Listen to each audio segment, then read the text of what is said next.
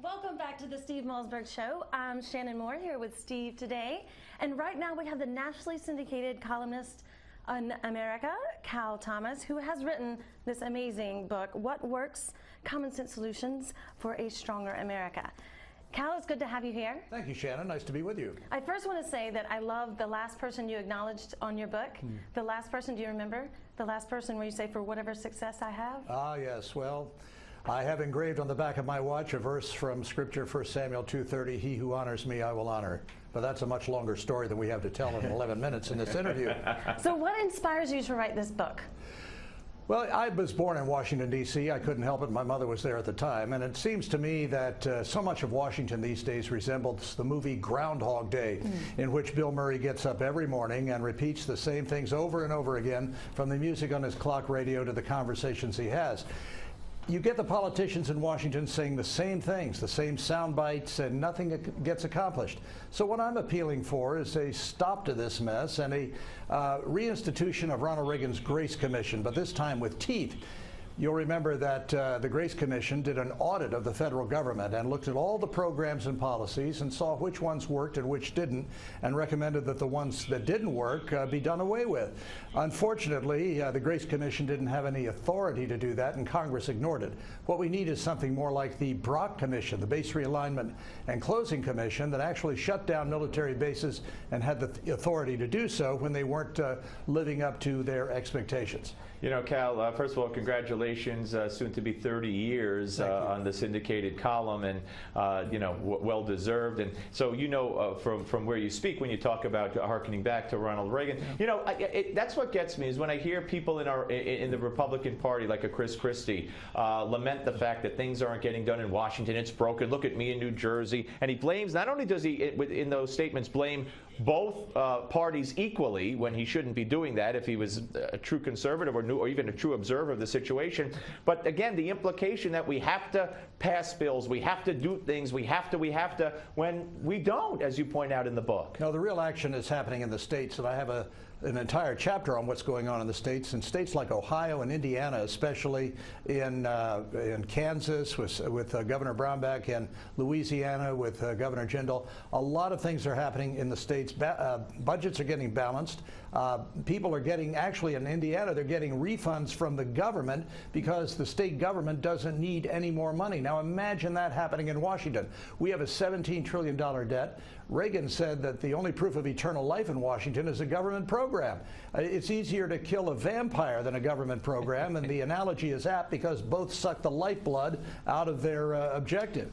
Look, everybody knows we have a history. We didn't just crawl out of the cave. We don't have to invent the wheel or discover the use of fire. We know what works from our past. Let's look to the past, update it as necessary for the president, and move forward instead of this constant back and forth, wasting the taxpayers' money. As you say, passing more bills. People are not clamoring for more laws. They're clamoring for more freedom. Cal, do you think that they will make the change? Well, it depends on the election. Look, I mean, the liberals understand human nature. They understand that an awful lot of people would rather get a check than earn a check. We have 47 million people on food stamps in this country. That's a disgrace.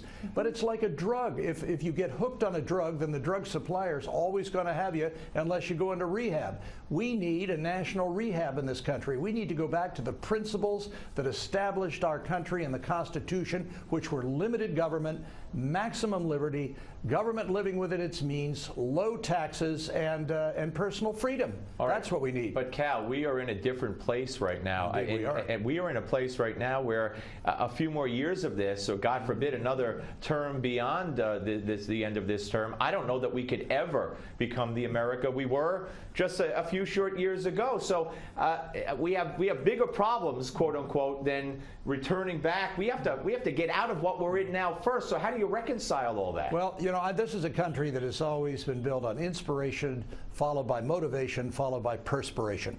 And what I'm calling for in my book is the opposite of envy, entitlement, and greed. I think we need the equivalent of what we call in some churches testimony time. The inspiration part comes from people who came up in a difficult situation like Ben Carson, Dr. Ben Carson, he's featured in the book, wrong side of the tracks in Detroit, no father in the home, lived in a bad neighborhood, but managed through study, hard work, and persistence to overcome his circumstances and wind up as the chief of pediatric neurosurgery at Johns Hopkins Hospitals. Those kinds of stories used to inspire Americans, and now especially for poor and minority people, we're telling them you can't make it without government. If your skin is not white, if you were brought up in the wrong part of town, if you're a woman or whatever, you are doomed to failure without the help of government. Of course, with the help of government, too many of them are still doomed to failure, but they get addicted to government, and then the Democratic Party especially gets addicted to their votes. We got to break that cycle, and I think we do it by modeling success, not subsidizing failure. Do you think the decline in morality in our country, do you think that's been a problem as well? Oh, I don't think there's any question about it. The breakup of the two-parent family, absent fathers who are either dead or in prison, you know, it's terrible. I mean, a child needs a decent education to start in life. And what we have now is the last monopoly in the world, or in this country, which is the public school system. I'm old enough to remember when George Wallace, the governor of Alabama, stood in the schoolhouse door to keep African Americans out. Now so many liberal politicians are standing in the doors of failed government schools, locking those kids in. If they don't get a good education, they don't have a good chance at life. We need to let those people go. Well, you know, Cal, if George W. Bush, as one of his first acts, had ended the school voucher program in Washington, D.C., which affected the poorest black children in one of the worst school systems in the country, notwithstanding the fact that the media would have secretly applauded that the charter school system was taking a hit, nonetheless, they would have called him all kinds of names. But here you had that happen with President Obama. And not only, to be honest with you, did the media, of course, not talk about it, but, you know, Mitt Romney didn't make that an issue. He might have touched on it, but I remember one debate specifically where they talked about education, and I'm shouting through the screen, bring up the vouchers that he took away from the poorest black kids. And we do a poor job Republicans do a poor job getting the message out. That's right. That's because they fear being called all kinds of things, racist, sexist, homophobe. But look, right here in New York, just recently, Governor Andrew Cuomo is in a debate with Mayor de Blasio of New York City over charter schools. De Blasio wants to shut more of them down. Cuomo, of all things, wants to preserve them. And he made a speech largely ignored by the New York media. I found it in a small New York newspaper, in which he noted that New York State spends more per capita on public education than anywhere else in the country, and yet it's number 32 in accomplishments. Now, what if you had a business that performed like that? You'd go out of business, but only the state government and the federal government maintain their strength and vitality because of their being subsidized by the taxpayer. All right, yeah, absolutely. Let's look at what we could expect here in November. We take back the Senate. I mean, I'm a Republican. I make no secret about that. You know, it's not too hard to figure that out. But if the Republicans take back the Senate, and of course they have the House, what will be accomplished? And again, it seems kind of like hypocritical that I say we don't need to accomplish things. But as I said, we need to turn things around. I mean, you have a president who won't budge in an unprecedented fashion, would not negotiate on the debt ceiling or on a continuing resolution. I mean, presidents before him have not done that, and still you get John Boehner, the leader of the Republicans in the House, saying Cruz and the conservatives made me shut down the government, which was one of the stupidest things I ever heard a House Speaker say. So even if we take back the Senate, what's going to happen? Well, number one, you have to block any new judges to the Supreme Court and the other federal courts who are liberals. This is the first priority. But right behind that, in fact, even superseding that, is a positive agenda. You'll recall that the Republicans won back the House in the 1994 election with a contract with America. It wasn't about what the Republicans were against, it is what they were for. And that's what I think conservatives and Republicans need to major on. Everybody knows what the problems are.